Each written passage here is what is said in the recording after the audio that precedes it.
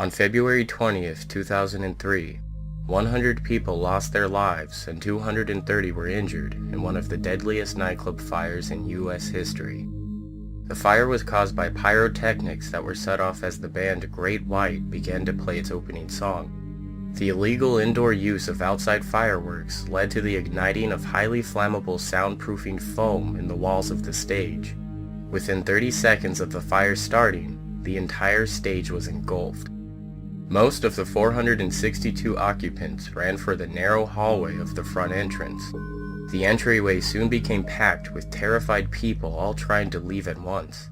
Some were trampled to death as the frightened crowd tried to escape the smoke and flames that were closing in behind them. In the chaos, the front door became a tangled mess of bodies as dozens of people piled on top of each other in a frenzied attempt to flee. Within 5.5 minutes, the entire club was engulfed in flames and hundreds of lives were lost and ruined. During the investigation, it was concluded that a fire sprinkler system would have contained the fire long enough for everyone to escape. Because of the building's age and size, it was thought to be exempt from sprinkler system requirements. However, the building had undergone changes that removed its exemption from the law, a fact fire inspectors never noticed. On the night of the fire, the club was legally required to have a sprinkler system, but did not.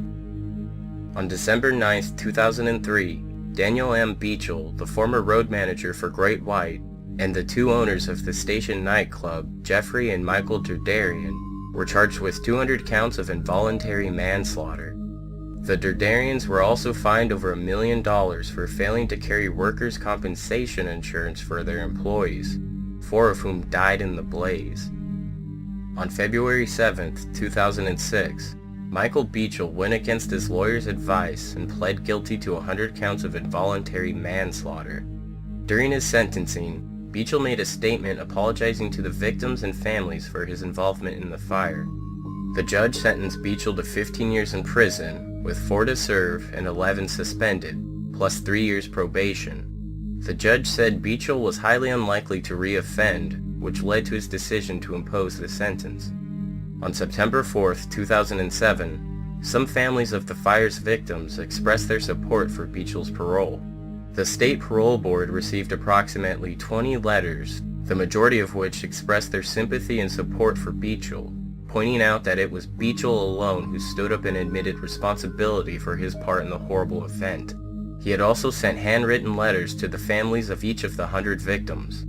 Beachel was released from prison on March 19, 2008. Following Beachel's trial, the station owners Michael and Jeffrey Derderian were scheduled to receive separate trials. However, on September 21, 2006, Superior Court Judge Francis J. Darrigan announced that the brothers had changed their pleas from not guilty to no contest, thereby avoiding a trial. Michael Derderian received 15 years in prison with 4 to serve and 11 years suspended, plus 3 years probation, the same sentence as Beachel.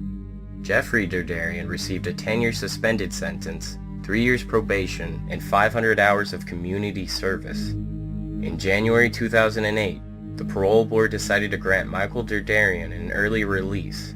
He was scheduled to be released from prison in September 2009, but was granted his release in June 2009 for good behavior.